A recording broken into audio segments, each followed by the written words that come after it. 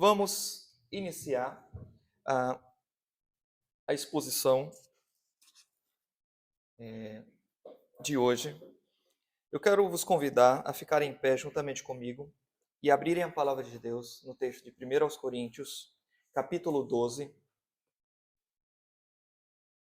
Vamos ler 1 aos Coríntios, capítulo 12. Vamos fazer a leitura do versículo 1 até o versículo 7.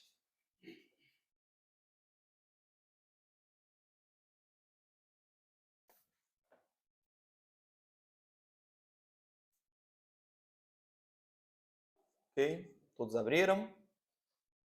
Vamos fazer a leitura da palavra de Deus. Acerca dos dons espirituais, não quero, irmãos, que sejais ignorantes. Sabeis que quando eres gentios, levados aos ídolos mudos, sabeis que quando eres gentios, eres levados aos ídolos mudos, por isso vos faço conhecer que ninguém no Espírito de Deus pode dizer anátema Jesus, e ninguém pode dizer Jesus é Senhor, se não for pelo Espírito Santo. Há diversidade dos dons, mas o Senhor é o mesmo. Há diversidade no serviço, e o Senhor é o mesmo. Há diversidade nas operações, mas Deus é quem opera tudo em todos. Cada um, a manifestação do Espírito é dada a cada um para o fim que é proveitoso. Amém, meus irmãos. Os irmãos podem sentar. Os irmãos podem sentar e vamos iniciar aqui. Meus irmãos, nós estamos numa série de exposições na Epístola aos Coríntios, nós sabemos disso. E na passada semana, nós vimos o capítulo 11 e os assuntos concernentes ao capítulo 11, tá? Que é especificamente o capítulo sobre a ceia do Senhor. E a exposição, inclusive, ela foi um pouco mais alongada por causa da complexidade do capítulo 11. Tá? Houve a exposição do versículo 17 até o versículo 34, porque ele forma um argumento só. De maneira, meus irmãos, que nós vimos ali que tudo aquilo que Paulo falou antes, relacionado aos problemas da igreja que acontecia, os problemas que aconteciam em Corinto, se aplicava em cada aspecto da igreja. E qual era o problema? Divisão. Os coríntios, eles se dividiam quando o assunto era se submeter aos líderes da igreja. Eles tinham facções na igreja, eles se dividiam sobre isso. Eles se dividiam sobre a ceia do Senhor, irmãos. E principalmente eles se dividiam acerca dos dons espirituais. E agora no capítulo 12, nós temos aqui uma nova seção dentro da Epístola aos Coríntios, que inicia desde o capítulo 12 e vai até o capítulo 14. Tá? Nesta nova seção, Paulo ele dá continuidade ao assunto que ele falou no capítulo 11, que é sobre culto. A teologia do culto está presente desde o capítulo 11, de 1 aos Coríntios, especificamente, porque no capítulo 11 não tem só sobre a ceia do Senhor, mas acerca das mulheres e o véu do culto, tá bem? Basicamente, as mulheres elas não submetiam à liderança dos seus maridos nem à liderança da igreja. Havia ali um movimento de revolta, de rebelião, que já existia na cidade de Corinto, mas que isso alcançou a igreja. Isso alcançou a igreja. E Paulo, ele apresenta ali alguns princípios, quando ele vai falar sobre a questão do véu. Claro, nós vimos que o véu era algo transitório, mas apontava para um princípio eterno. Tá? E depois ele vai falar sobre outro aspecto do culto, que era a ceia do Senhor, e agora chega aqui sobre os dons também que aconteciam no culto. Tá? E nesse capítulo aqui, meus irmãos, quer dizer, nestes capítulos, nós temos aqui muita sabedoria da parte de Deus para nós, acerca dos problemas que acontecem na maioria das igrejas hoje. A maioria dos problemas que acontecem em muitas igrejas hoje são desrespeito contra estes breves capítulos aqui, capítulo 12, 13 e 14. Se muita gente lesse, entendesse e aplicasse estes três capítulos aqui, nós não teríamos tantos problemas em muitas igrejas hoje. Mas nós vamos estudar e aprender esse texto aqui para que estes mesmos problemas que aconteceram em Corinto e que acontecem em muito lugar por aí, não aconteça aqui também. Nós temos aqui, irmãos, várias coisas relacionadas aos problemas que os coríntios tinham relacionado aos dons espirituais, porque as divisões eram basicamente de pessoas que falavam em línguas na igreja de Corinto, tá? E toda a gente falava de um momento só, e falava sem intérprete. E ao que parece, os profetas, né? Havia profecia ali também, e os profetas, quando eles apareciam, eles meio que falavam de forma desgovernada, falavam qualquer coisa, tá? E Paulo tem que repreender cada uma dessas manifestações, e ele coloca os dons no devido lugar, na seguinte ordem, e dá diretrizes importantes para estes dons, e como deve acontecer o culto a Deus, o culto espiritual ao Senhor, tá? E já começa no capítulo 12. Por que a gente diz que o capítulo 12 é uma nova sessão? Porque, observe bem, no capítulo 12 começa com essa frase, não é? Acerca dos dons espirituais. Quando a Epístola aos Coríntios, irmãos, inicia dizendo assim, no tocante a estas coisas, ou acerca disto, Paulo ele está descontinuando um assunto anterior e passando a iniciar uma próxima sessão, tá bem? E nós vimos que isso acontece, por exemplo, no capítulo 7, versículo 1, tá? Quando Paulo vai falar sobre casamento, no capítulo 6 ele tinha falado sobre um assunto, tá bom? Que era libertinagem e tudo isso.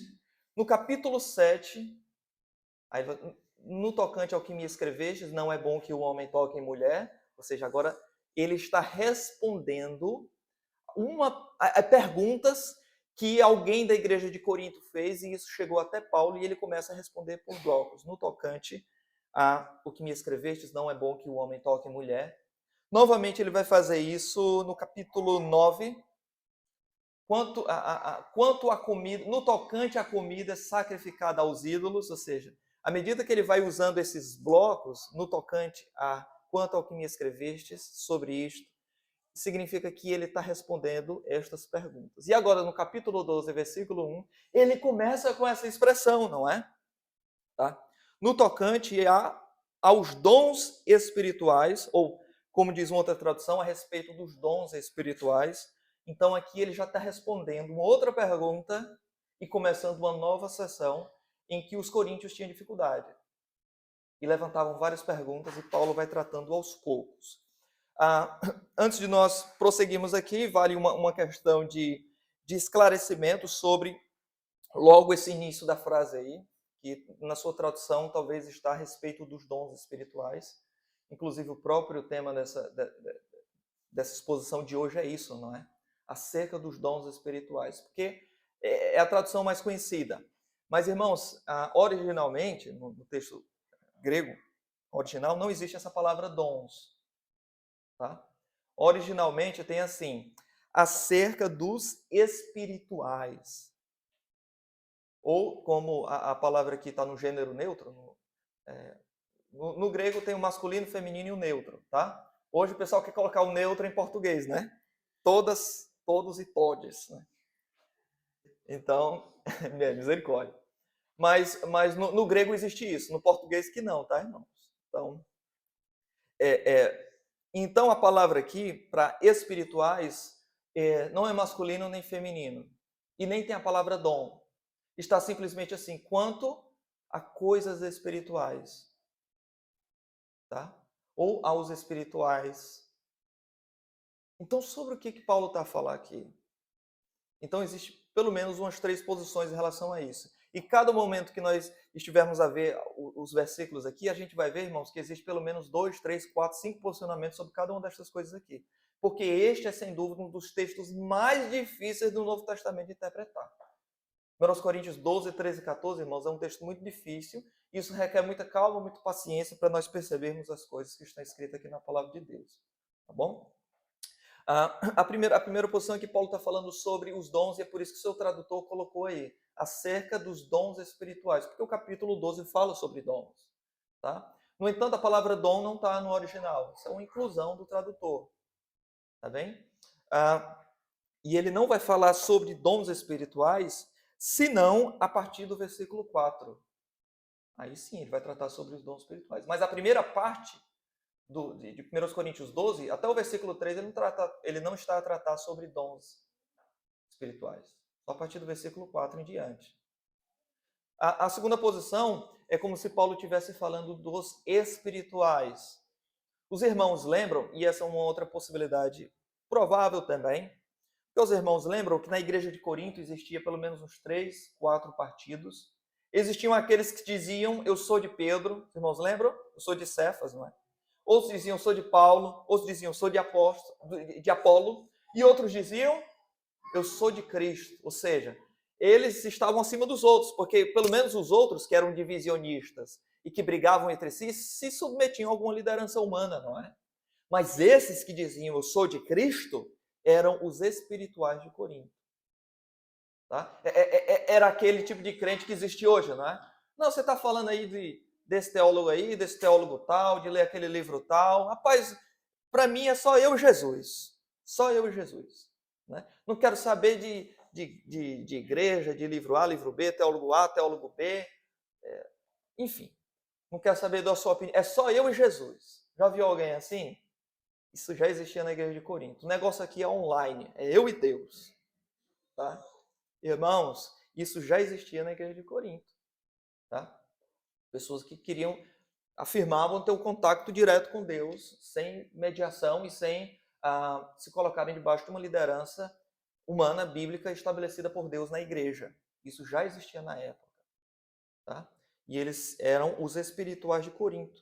Inclusive, lá no capítulo 14, no versículo 37, irmãos, Paulo fala sobre eles, não é?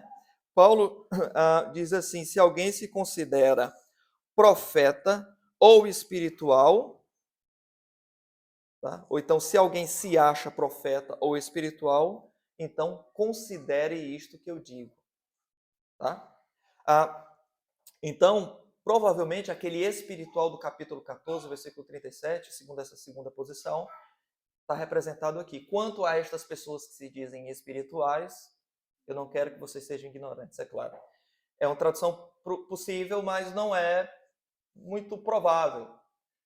Pela seguinte razão, irmãos, é que os 3 primeiros versículos, Paulo parece que não está falando muito sobre pessoas espirituais no sentido negativo. Tá? Não existe um elemento negativo aqui nesses 3 primeiros versículos.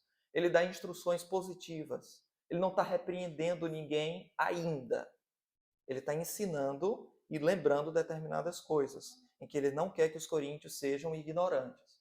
Então, a melhor forma de entender isto, dessa terceira maneira, que é a correta, é que Paulo está falando das coisas espirituais.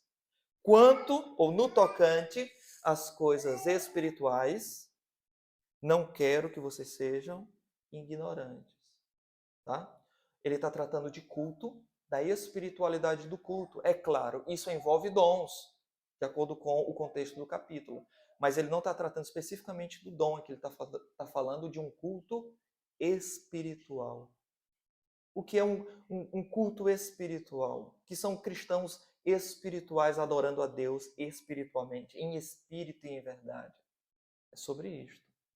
Tá bom?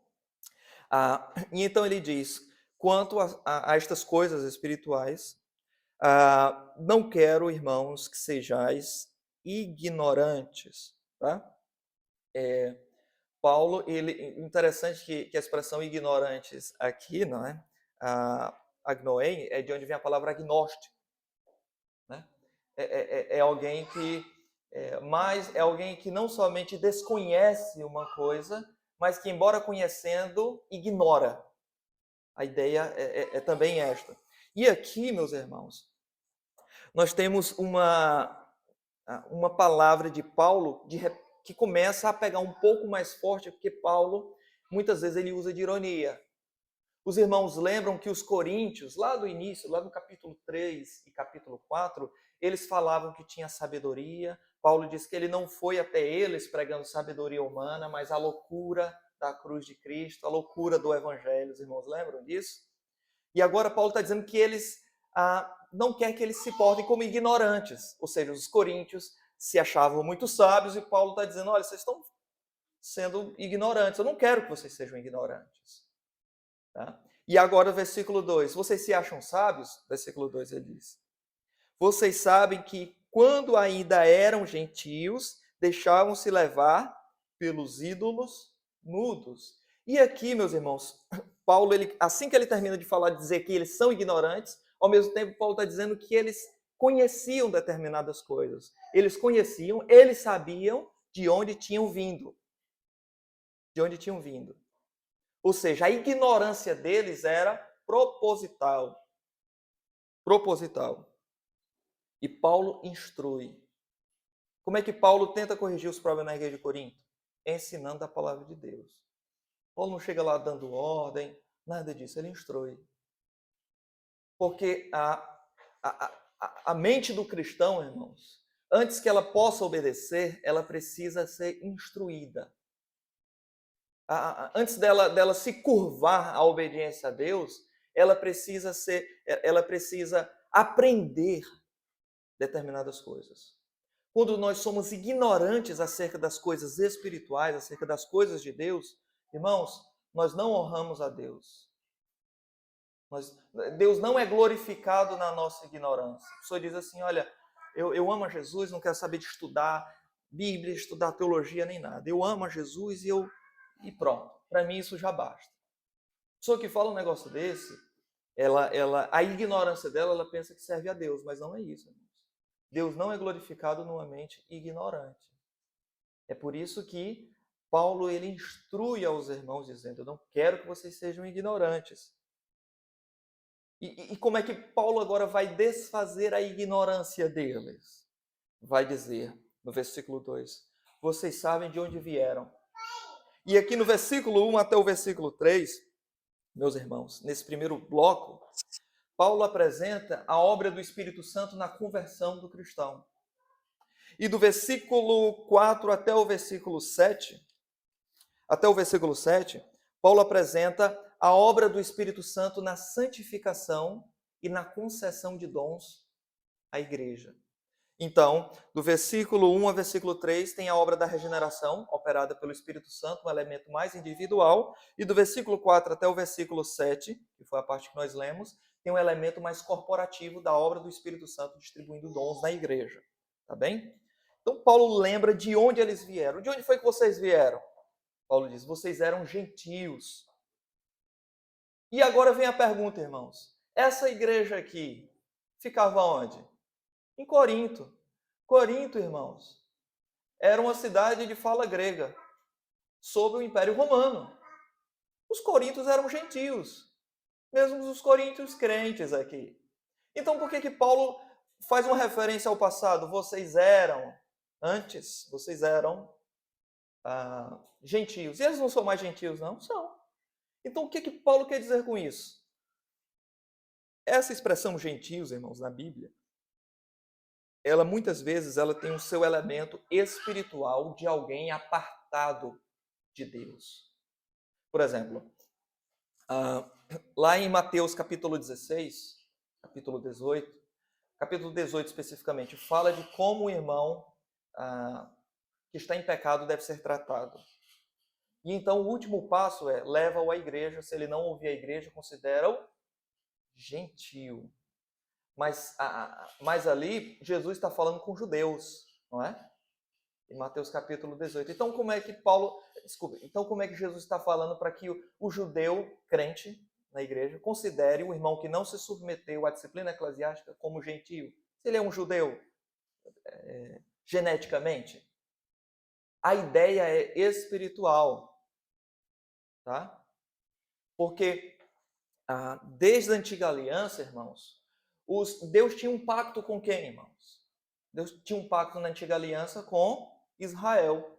E todos que estavam ao redor, que eram gentios, eles, como diz Romanos capítulo 9, isso vai até o capítulo 11, eles eram estranhos às promessas, às alianças. Deus não prometeu um Messias a gente da Babilônia, a gente da Síria. Deus prometeu o Messias somente a uma nação. É isso que diz o profeta, né? De todas as nações da terra, somente a vós vos amei, ó Israel. Então, ser gentil, na linguagem bíblica, não é? Significa ser alguém estranho às alianças. E essa linguagem do Antigo Testamento, ela foi herdada pelos autores do Novo Testamento. Quando Paulo diz aqui, vocês sabem que vocês eram gentios, o que Paulo está a dizer é, vocês eram estranhos às alianças. Deus não tinha nada a ver com vocês e vocês não tinham nada a ver com Deus. Eram estranhos às promessas de Deus, vocês eram estranhos à salvação de Deus, ao Cristo prometido. Tá? E outra tradução para a palavra aqui, né? Gentio, é pagão. A gente pode até traduzir assim também, não é? Sabeis que outrora, quando eres pagãos, é uma boa tradução para gentios também. O facto, meus irmãos, é que Paulo está dizendo, inspirado pelo Espírito Santo, que estes irmãos aqui, no seu estado não regenerado, eles eram levados pelos ídolos mudos. Tá? Ou uma boa tradução, eles deixavam se conduzir pelos ídolos mudos. Porque o verbo aqui, ele é tanto na passiva, ou seja, sofre a ação de um sujeito, quanto ele também pratica a ação. Uma voz reflexiva. Ele faz e recebe ao mesmo tempo a ação. Ou seja, esses gentios aqui da igreja de Corinto, eles se submetiam à escravidão de alguém que estava sobre eles e os empurrava para a idolatria. Eles eram escravos voluntários. E essa é a situação de todo ser humano que nasce no mundo. É um escravo voluntário, um escravo do mundo, da carne e do diabo. E alguém que já nasce nesse mundo como filho de Adão, já nasce com toda a propensão para qualquer tipo de mal.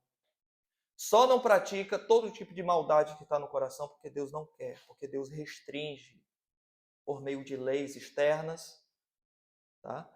Oportunidades maiores de pecar. Deus não permite que você dê vazão a todo o pecado que está dentro de você. Deus restringe isso por aquilo que nós chamamos de graça comum.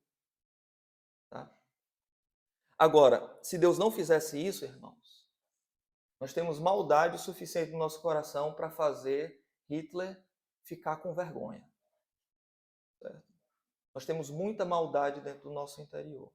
E se não fosse Deus nos restringido, nós seríamos pior do que ele, ou pior do que qualquer homem usado pelo diabo aí na história. É Deus que não permite, mas nós temos o pecado suficiente dentro do nosso coração para isso. Tá? Quando você tem um bebezinho ali, e ele quer pegar no relógio, não é? E você não deixa ele pegar no relógio, e ele vai para cima e você não deixa, e então ele começa a chorar. O que é aquilo, irmãos? Ele está lhe odiando, porque você não deixa ele fazer aquilo que ele quer. Se ele tivesse poder suficiente, ele tirava sangue de você, certo? Porque existe em cada ser humano, inclusive nas crianças, maldade suficiente contra Deus. Tá bem, irmãos? Se Deus não usar de misericórdia para conosco, inclusive para as crianças, e os pais são instrumentos, tá? Na transformação dos filhos, se Deus não usar de misericórdia, usar os pais para poder refrear a malignidade da criança, ensinando a palavra de Deus, catequizando a criança, corrigindo, disciplinando muitas vezes, trazendo para a igreja para ouvir a palavra de Deus, levando o seu filho a ter amizades com outros cristãos, mais oportunidade de se envolver com a igreja, de fazer parte deste ambiente. Se o pai não revestir e a mãe não revestir a criança com todas estas coisas, meus irmãos, nós não poderemos nos surpreender quando ele for adolescente e não quiser mais saber nada de Cristo. É claro que isso pode acontecer com o pai ou a mãe que ainda fez tudo isso e, a despeito destas coisas, o jovem fez isso, é claro. Mas há uma possibilidade muito maior quando você não faz nada disso. Tá bem? E essa é a situação de onde nós viemos. Levados a ídolos mudos. Pastor, mas eu nunca adorei nenhum ídolo. Você que pensa. Você era o seu maior ídolo. Você queria satisfazer o seu próprio coração. Aqui, meus irmãos, tem uma alusão a Salmo 115. Paulo faz uma alusão a Salmo 115, que diz, os irmãos lembram do Salmo 115? Tem olhos, mas não veem, tem nariz, mas não cheiram, tem bocas, mas não falam. Aí o Salmo termina dizendo, torne-se semelhante a eles todos aqueles que neles confiam, falando dos ídolos. Paulo está fazendo uma alusão, uma referência àquilo lá, e a dizer que você era dessa maneira para Deus, absolutamente mudo. Sem Deus, a pessoa é absolutamente muda, surda e cega. Deus não ouve com agrado as orações de um ímpio, sabia disso? A Bíblia diz que as orações de um ímpio para Deus são abomináveis. Por que Deus ouve a oração de um crente? É por causa da obra de Cristo. Se não for a obra de Cristo, meus irmãos, nossa oração é abominável. Sem Cristo, nós somos semelhantes a esses ídolos aqui, mudos. Nós cantamos ao Senhor e de nada serve. Sem Cristo, a voz que louvamos ao Senhor não passa nem desse telhado aqui. Certo? É por isso que Mateus capítulo 7, do versículo 21 a 23, Jesus diz, muitos me dirão naquele dia, Senhor, em teu nome expulsamos demônios, em teu nome curamos, em teu nome profetizamos, fizemos muitos milagres. Tá? Irmãos, quando Jesus faz referência àquilo dali, Jesus não está falando só de pessoas estranhas à igreja. A palavra lá em teu nome são repetidas 3 vezes em Mateus capítulo 7, versículo 21 a 23. Está falando de gente acostumada com igreja, irmão, com gente evangélica. Quem é que vive dizendo nome de Jesus, nome de Jesus, nome de Jesus? Quem é que vive dizendo isso? Evangélico. Mas estas palavras, partindo de um coração não transformado, não tem nenhum valor. Não tem nenhum valor. Bem? É por isso, meus irmãos, que nós devemos orar, pregar e orar para que Deus transforme corações. Porque só falar não dá certo. Tem que falar, ensinar e orar para que Deus quebre os corações.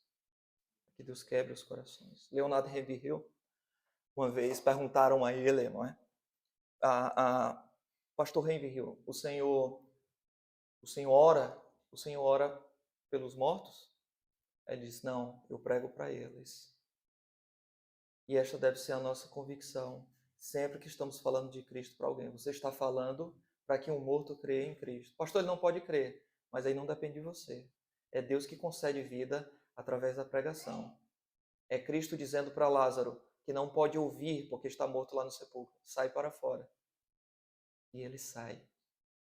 Porque Deus usa a palavra para trazer vida. Não porque o morto tem capacidade de ouvir. E essa era a nossa situação. Pertencíamos a ídolos mudos e nós amávamos o nosso ídolo.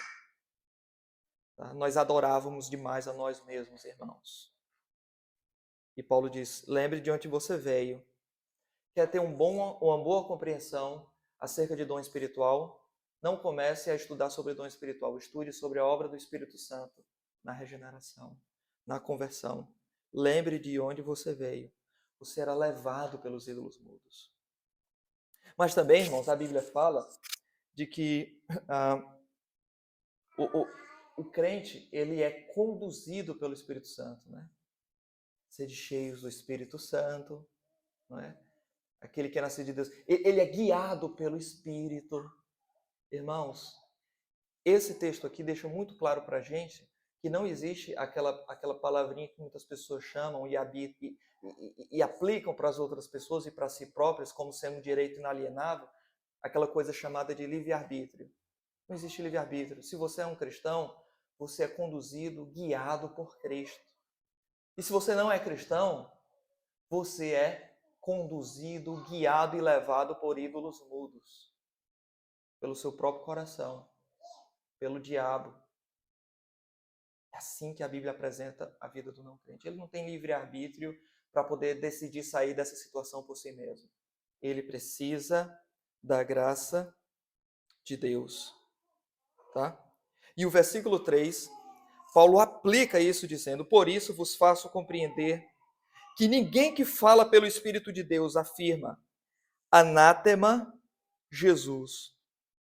Então, quando Paulo diz, por causa disto, eu deixo vocês saberem, ele está aplicando o versículo 2 e o versículo 3, dizendo, já que vocês sabem de onde vieram e o que Deus fez em vossas vidas, já que vocês sabem que não devem ser ignorantes a respeito das coisas espirituais, sabedores destas coisas, mas eu quero ainda, por causa disto, deixar-vos saber que ninguém no Espírito de Deus pode dizer Jesus é maldito. Por que Paulo está a dizer isto, irmãos? Nós não sabemos muito bem algumas coisas, quer dizer, a maioria das coisas que aconteceu em Corinto, não é? De forma direta, nós sabemos por aquilo que Paulo escreveu. Então é como se fosse um telefone de um lado, nós só conhecemos o teor da conversa, porque nós estamos a ouvir alguém falar aqui, mas baseado no que alguém falou, a gente deduz o que alguém perguntou e o que estava acontecendo do outro lado, não é?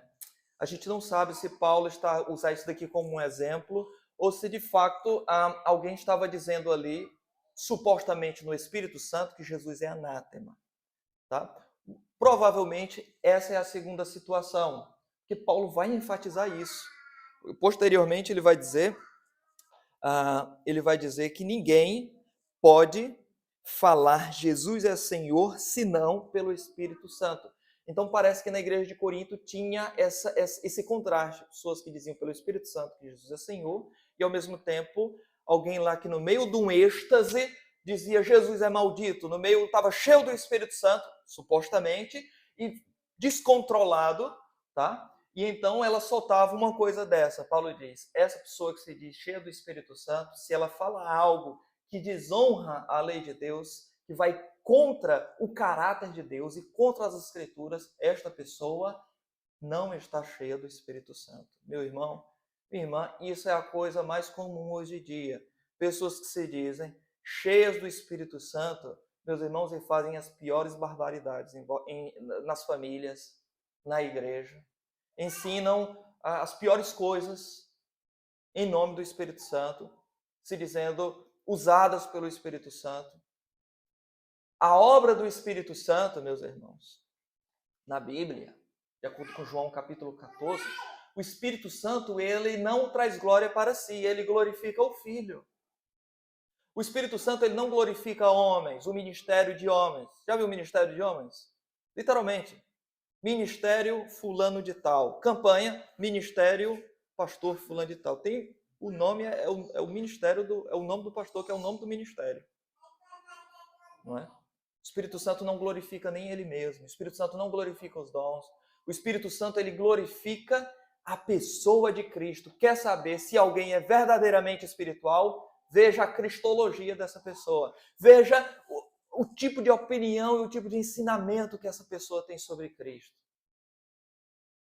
Tá? Se ela fala sobre tudo, menos sobre o principal, que é Cristo, ela não está sendo usada pelo Espírito Santo. Não está sendo usada pelo Espírito Santo.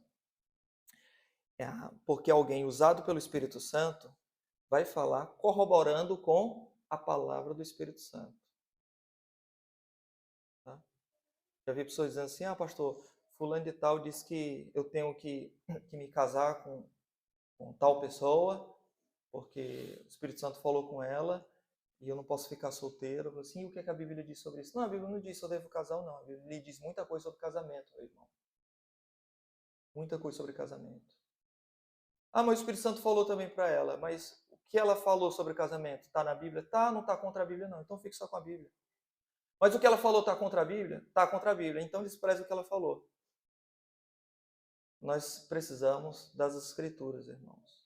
e nada além das Escrituras. O apóstolo Paulo, inspirado pelo Espírito Santo, diz que ninguém pode dizer Jesus é o Senhor se não for pelo Espírito Santo. Tá? Aqui ele está falando de alguém que fala de forma sincera e de forma aceitável a Deus, que Jesus é Senhor. Se isto acontece, é pelo Espírito Santo. Os irmãos lembram de Pedro, quando Jesus perguntou, e vós quem dizeis que eu sou? Aí Pedro diz, tu és o Cristo, Filho do Deus vivo. Lembram disso? E o que Jesus diz para Pedro? Bem-aventurado és, Simão Barjonas, porque não foi carne ou sangue que te revelaram, mas o Espírito, não é? Espírito de Deus. Então, meus irmãos, quando isso acontece, é porque o Espírito Santo está a agir.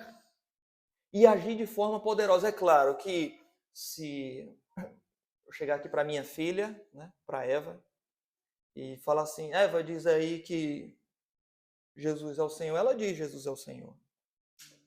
Mas ela não está. Mas não é sobre isso que eu estou falando, não é mera repetição das palavras. É alguém falar isso com a sinceridade, profundidade, convicção e de forma aceitável a Deus. É só pelo Espírito Santo, irmãos. Todo o bem que nós fazemos é só pelo Espírito Santo, inclusive aquilo que nós confessamos. Sem o Espírito Santo, irmãos, nós não podemos fazer nenhum bem. E toda a vida do cristão é uma vida sob o Espírito. Você precisa do Espírito Santo para continuar crente, meu irmão, minha irmã. Sem o Espírito Santo, você não pode sequer permanecer casado. Você precisa do Espírito Santo para poder, muitas vezes, se arrepender do seu pecado quando você fere sua esposa. A esposa, para poder se submeter ao seu marido, ser submissa ao seu esposo, irmãos, isso é só obra do Espírito Santo. Porque a mulher, ela não quer ser submissa ao seu marido. E isso é desde o Éden. É preciso uma obra poderosa do Espírito Santo, provocando uma liderança amorosa do marido no lar e uma submissão bíblica da esposa no lar. Isso é obra do Espírito Santo. Tá? Se o Espírito Santo não agir, sequer você poderá acordar de manhã cedo. Se o Espírito Santo não agir na sua vida, você não pode permanecer crente, você não pode permanecer membro de uma igreja. Toda a vida do cristão é uma vida sob o Espírito. Por que isso é importante, irmãos? Porque às vezes conversando com algum irmão, eu sei que nem sempre isso é consciente, ou é por mal, nem nada disso. Mas isso acontece, eu já vi isso acontecer nos meus anos aí, caminhada com Jesus. Meus irmãos, às vezes a gente pergunta para o irmão o que é ser crente. Aí a pessoa diz, é fazer as coisas certinhas, pastor. Não, ser crente não é fazer as coisas certinhas. Os mormons fazem coisas certinhas. Os adventistas fazem coisas certinhas. Ateus que são moralistas, eles fazem coisas certinhas. Ser cristão é viver de forma agradável a Deus. E nem sempre vai sair certinho. Não é um conjunto de regrinhas que, se você obedecer, Jesus vai gostar e vai dizer, ok, não é isso. É uma vida sob o Espírito, agradando a Deus. É Deus lhe constrangendo na hora de pecar para que você não peque. É Deus tocando profundamente em você para que você seja pelo menos um servo inútil, que faz ao menos o que é mandado na palavra de Deus. Tá? Toda a vida cristã é uma vida debaixo do Espírito. Nós precisamos desse entendimento, irmãos. Se nós queremos ser cristãos que obedecem e amam ao Senhor. Porque se isso é possível, só é possível por causa do poder do Espírito Santo. Muitas pessoas vão para o inferno por causa do certinho. E depois vão descobrir que estavam sinceramente erradas. Porque a vida cristã não é um conjunto de regrinhas. Essas coisas têm o seu valor, mas não é prioritariamente sobre isso. Trata-se da cruz de Cristo, perdoando um pecador desgraçado como você e eu. Todos os dias. Todos os dias. Tá? E isso só pode acontecer pelo poder do Espírito. Tá? E do versículo 4 até o versículo 7, agora o elemento individual é desenvolvido para um aspecto mais amplo, que agora sim, Paulo vai falar sobre dons espirituais. E eu gostava de ler até o versículo 11, mas o tempo não nos permite sobre isso. Mas vamos nos deter primeiramente nessa parte até o versículo 7, e no próximo domingo vamos tratar do verso 8 até o versículo 11, porque ele vai tratando de dons, profecia, discernimento de espírito, diversidade de línguas, dons de curar e todos os outros. Não vamos tratar sobre isso agora, mas sobre outro aspecto importante também.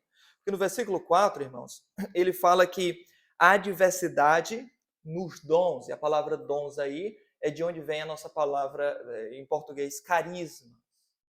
Né? Carismas, que vem de uma palavrinha grega que é charis, é graça. Tá? Paulo, e essa palavra ela é usada no Novo Testamento para falar de dom espiritual.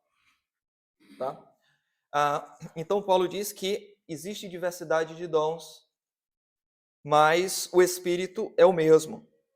Aí agora ele vai usar a mesma estrutura, vai trocar algumas palavras e vai aplicar isso ao Filho, no versículo 5. No versículo 4 ele aplica ao Espírito, a diversidade de carismas ou de dons, mas o Espírito é o mesmo. No versículo 5 ele aplica ao Filho, não é?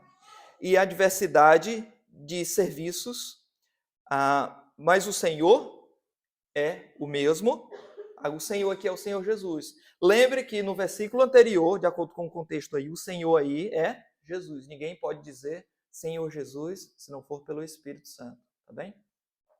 Então, o versículo 5 é e a diversidade de serviços, mas o Espírito, mas o Senhor é o mesmo. E versículo 6 agora é a pessoa do Pai, não é?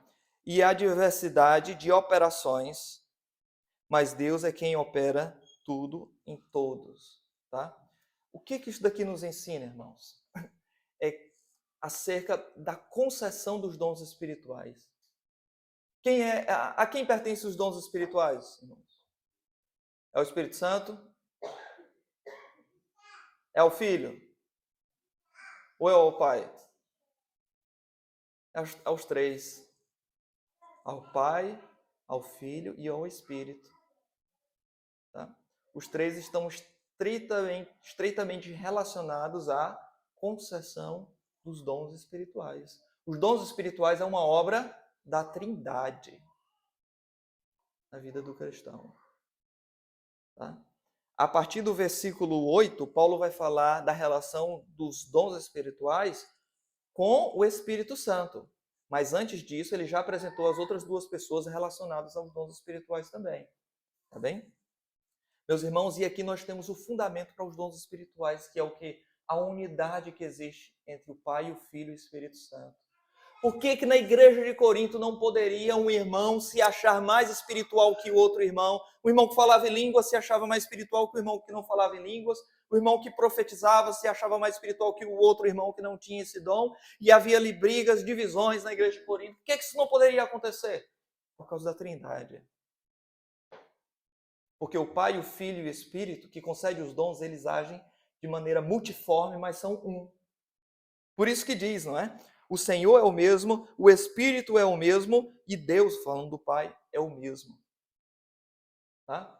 Meus irmãos, isso nos ensina acerca da profunda necessidade de nós compreendermos mais e mais a doutrina da Trindade, que é uma doutrina extremamente esquecida hoje, a doutrina da Trindade. Tá? Quantas vezes, andando por aí, você já viu alguém pregando sobre a doutrina da Trindade? É muito raro, irmãos. É muito raro. E tem igrejas unicistas, igrejas unitárias, igrejas heréticas, que elas afirmam ter a manifestação desses dons aqui e negam a Trindade. Como é que pode? Tem muitas. Meus irmãos, a vida do cristão é uma vida sob o Espírito e é uma vida trinitária.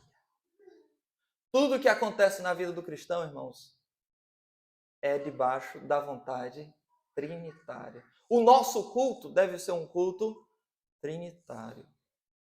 Todo mundo já prestaram atenção? Nosso culto, como é que a gente faz?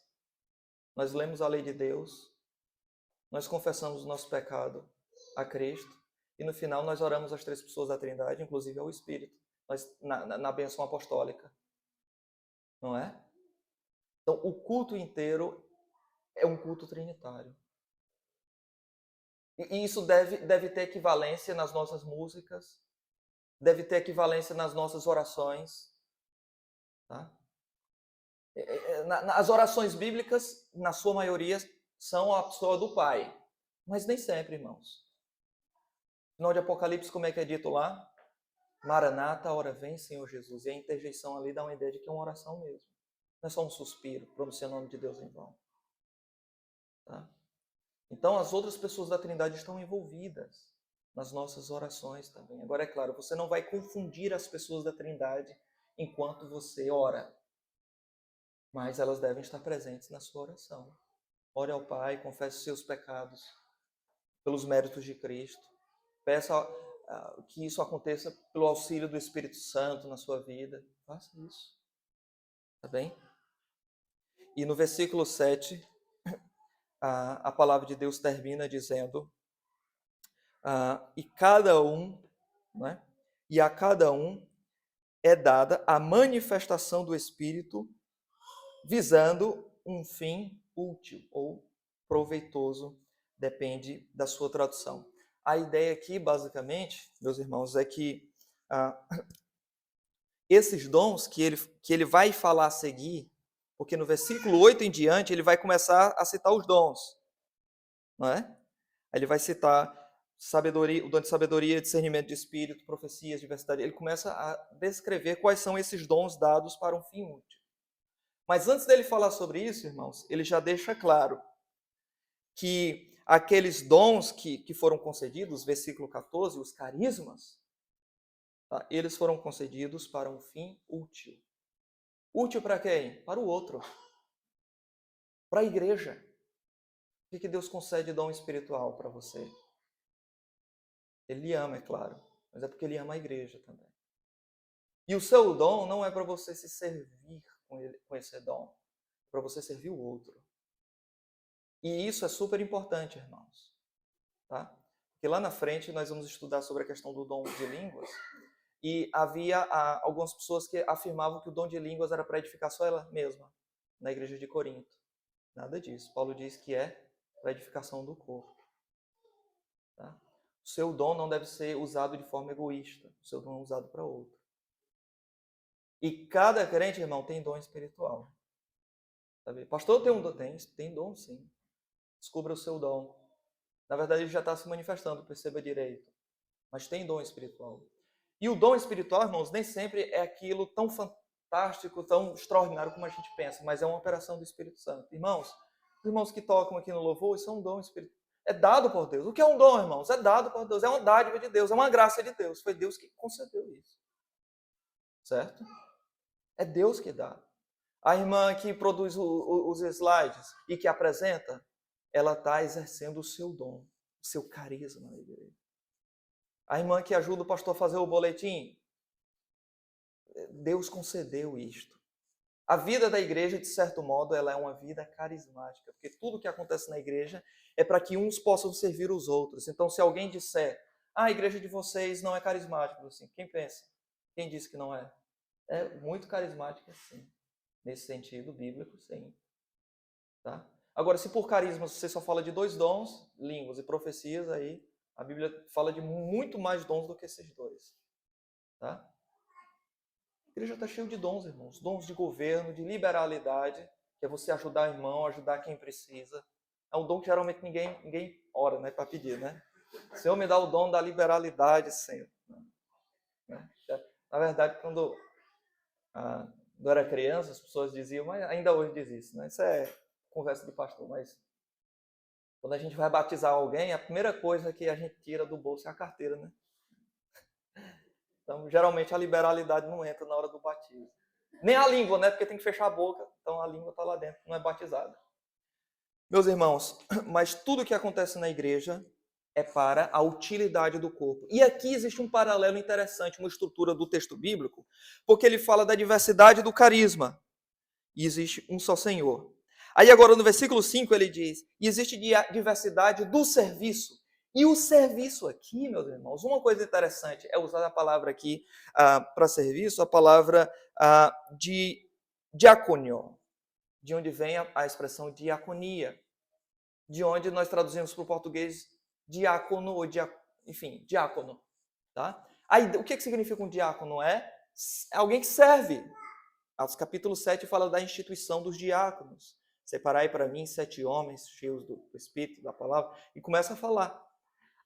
Então, por que ele está, em vez dele dizer que há diversidade do carisma, mas o Senhor é o mesmo? Versículo 5, ele poderia dizer a diversidade do carisma, mas o Espírito é o mesmo, a diversidade do carisma, mas o Senhor é o mesmo, a diversidade do carisma, mas Deus é que opera tudo em todos. Ele não faz isso, ele diz a diversidade do carisma, mas o Senhor é o mesmo, mas o Espírito é o mesmo. A diversidade no serviço, ele não repete carisma. E a seguir ele diz a diversidade nas operações. Por que existe isso, irmãos? Existe aqui um paralelo em que nós devemos identificar da seguinte maneira. Paulo ele não está dizendo como essas coisas devem acontecer. Ele está falando de determinados dons aqui, agora ele está falando de dons de serviço, de dons de operação. Ele não está tratando especificamente dessas coisas. Basicamente, nós devemos entender essas coisas como correlatas da seguinte maneira. Aquela pessoa que apresenta um carisma, ela manifesta esse carisma. Ela serve com esse carisma. Porque o carisma, o dom, é para servir os outros. Ninguém tem um dom para si mesmo. O dom é para servir os outros. E quem serve os outros, esse dom, ele é operante. Tá bem? É isto que significa. Tá bom? E, meus irmãos, o que é que isto significa, afinal? Significa, meus irmãos, que nós precisamos orar para que Deus traga sobre nós uma operação do Espírito Santo para que a gente possa se tornar mais consciente da operação dos dons do Senhor no nosso meio. Tá? E a minha palavra de aplicação é para alguns irmãos que não acreditam, que na verdade que acreditam demais em coisas que não deveriam acreditar, e era o caso da igreja de Corinto. Se só houvesse no mundo o Espírito Santo, então a gente não precisava ter discernimento nem julgar nada, não é? Mas existe, além disso, os demônios e o nosso coração que nos engana. Por isso que precisamos discernir as coisas. Tá? E a igreja de Corinto pressupunha que toda operação espiritual ou emocional que acontecia na igreja era obra do Espírito Santo. Nem sempre, irmãos. Então precisamos ter cuidado com isso. E a minha outra aplicação é o contrário, irmãos que não creem em nada, não é?